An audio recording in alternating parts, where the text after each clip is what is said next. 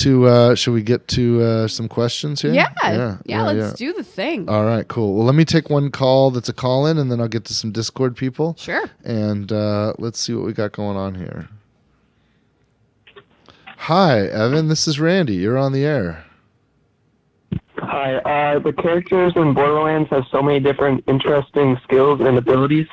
How difficult is it to balance each of the characters and all of their skills? Wow. Oh man, well you were ready with that question. So you're from Connecticut?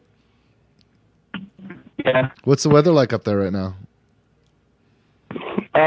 It's cold. Yeah. A little bit of snow on the ground. So it was 30 something degrees a couple of days ago here in Dallas, and now it's 70. So we're okay. Sorry about your luck being in Connecticut, but you'll get through the winter. I believe in you. I'll tell you, one of the things that's interesting about character balance is it's never done, and it's never perfect. And we had this philosophy when we started that we'd rather just kind of go for things that we think are fun and get things in the game than be super dogmatic or hyper religious about perfect balance.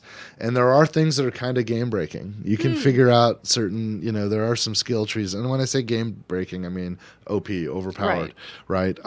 That said,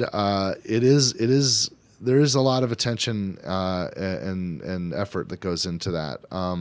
In the past games, we'd get all the skills going. We do tons of beta testing on our side, and we do user research and focus testing. But you'll even notice that even after we launched, there were some tweaks made to some of the skills, mostly bug fixes. But we did reserve ourselves. Now you can find some examples where even after launch we did nerf some things, but for the most part my philosophy was, look man, if people find cool combinations that make the game fun for them, that might even be a little bit exploitive, let them have their fun. Yeah.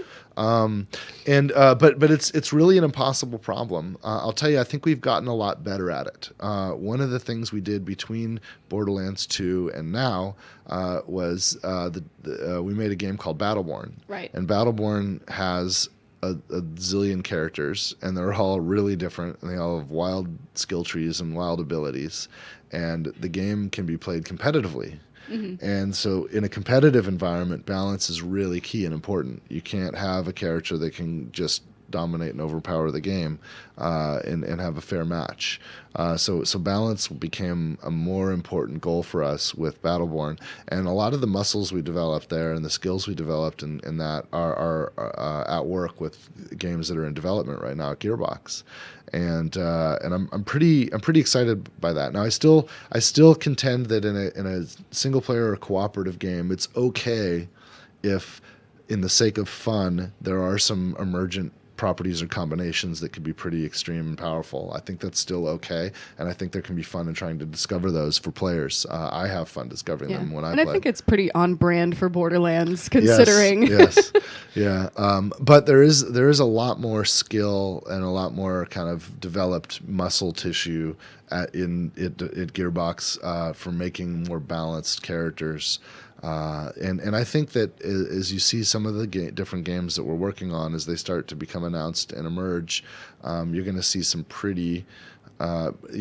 wider skill types, some wider character types with more diverse and more interesting and wild abilities than you may have seen in the past, and that's just, I think, because we're getting better at it.